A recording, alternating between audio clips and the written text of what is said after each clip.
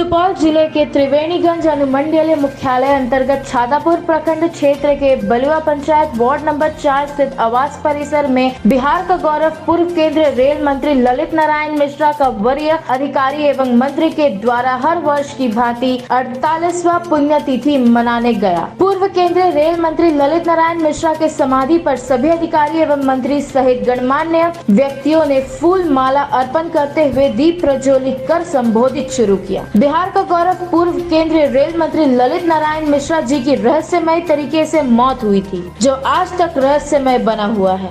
आज 48वां पुण्यतिथि मनाई जा रही है। उनकी मृत्यु कैसे और क्यों हुई, ये अब तक एक राज बनकर रह गया है। बिहार का गौरव पूर्व रेल मंत्री ललित नारायण मिश्रा का यही नारा था, मैं रहूं या ना रहूं, बिहार आगे बढ़ के रहेगा।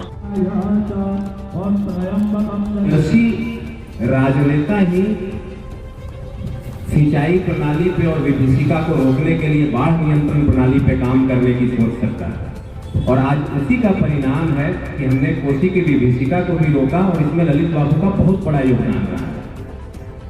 केवल राज्य में नहीं, देश में वो कई महत्वपूर्ण पदों पर आसीन रहे और कई बार लोकसभा राज्यसभा में उन्होंने क्षेत्र का प्रतिनिधित्व किया।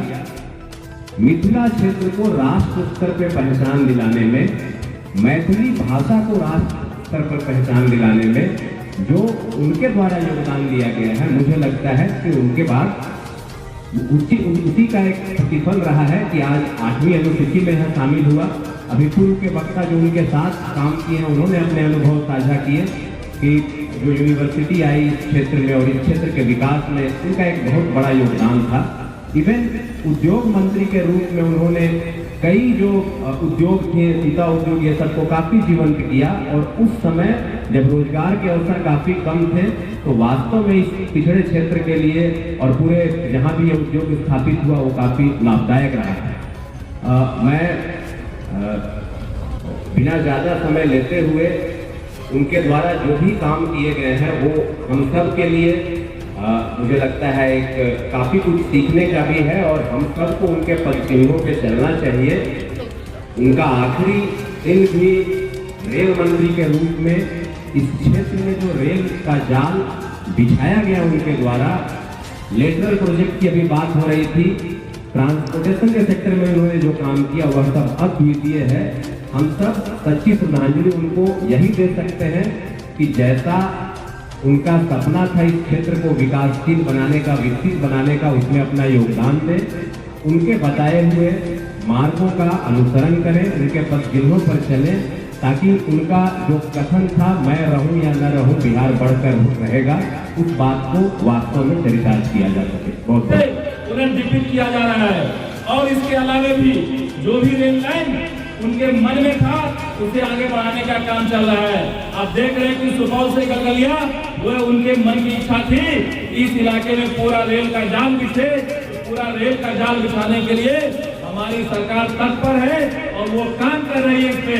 और इसके अलावा उनके मन में रहता था हमेशा कि जो हमारे देश के, जो हमारे राज्य के किसान भाई हैं, उन्हें आगे बढ़ाया जाए, उनके सुख सुविधा का ख्याल किया जाए और उन्हें जो कृषि में जरूरत होती है उन चीजों को कराया जाए।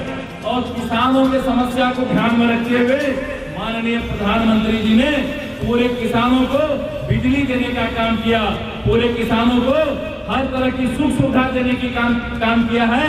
और अभी इसी साल में 1 जनवरी को पूरे देश में 10,000 किसानों के बीच 20,000 करोड़ रुपया भेजने का काम किया। ये किसानों के लिए सबसे बड़ा काम हुआ है अभी के समय में साथियों।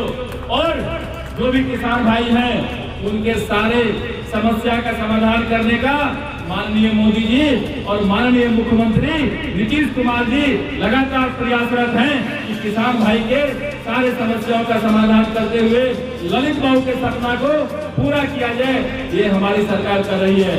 साथियों, जो नई नई समस्याएं आती रहती है, खास करके जो हमारे बीच ये कोविड का समस्या आ गया और खास करके अभी तीसरा फेज शुरू हो गया है और मुझे लगता है कि ये अंतिम फेज है। इसके बावजूद पहले फेज में जो घटना घटी, दूसरे फेज में जो घटना घटी, और इसके बावजूद भी अगर हम और आप यहाँ सही सलामत जहाँ पर बैठे हुए हैं, ये सिर्फ और सिर्फ माननीय मोदी जी का देन है, जिसके वजह से आप सुरक्षित हैं, हम सुरक्षित हैं, सारे लोग यहाँ सुरक्षित बैठे हुए हैं। क्योंकि आप जानते हैं कि पूरे दुनिया को इस कोविड ने डिस्टर्ब करने का काम किया, तबाह करने का काम किया, परेशान करने का काम किया, लेकिन पूरे दुनिया में सबसे पहले हमारे देश में वैक्सीन बनाया गया और वो सबसे कारगर वैक्सीन बनाया गया, जिसके वजह से आप हम सुरक्षित हैं। और दुनिया के कई देशों ने वैक्सीन बनाया जो कारगर नहीं था, लेकिन अब दुनिया में कई देशों ने वैक्सीन को बेचने का काम किया, अपने ही देश में लोगों को पैसे पे देने का काम किया। लेकिन हमारा देश हिंदुस्तान तो दुनिया का हम समझते हैं कि सेकंड लार्जेस्ट देश है दुनिया का, दूसरा सबसे बड़ा देश है, और पूरे आबादी को फ्री में वैक्सीन देने का काम किया। और मुझे लगता है कि 100 करोड़ से ऊपर लोगों को फ्री में वैक्सीन देने का काम किया। इससे बड़ा हम समझते को उदाहरण नहीं हो सकता है कि ललित बाबू के मन में जो भी सपना था अपने देश को आगे बढ़ाने का, अपने नागरिकों को आगे बढ़ाने का, अपने किसानों को आगे बढ़ाने का, तमाम सपनों पे माननीय प्रधानमंत्री जी और माननीय मुख्यमंत्री जी उसी मुस्तैदी से काम कर रहे हैं। और जो देश में हमारे नौजवान हैं, जो नौजवान किसी भी देश का भविष्य होता है, उनके भविष्य को उज्जवल करने के लिए माननीय प्रधानमंत्री जी जिस तरह से आत्मनिर्भर भारत योजना चलाए हुए हैं, उन्हें रोजगार देने के लिए, और माननीय मुख्यमंत्री जी आत्मनिर्भर बिहार की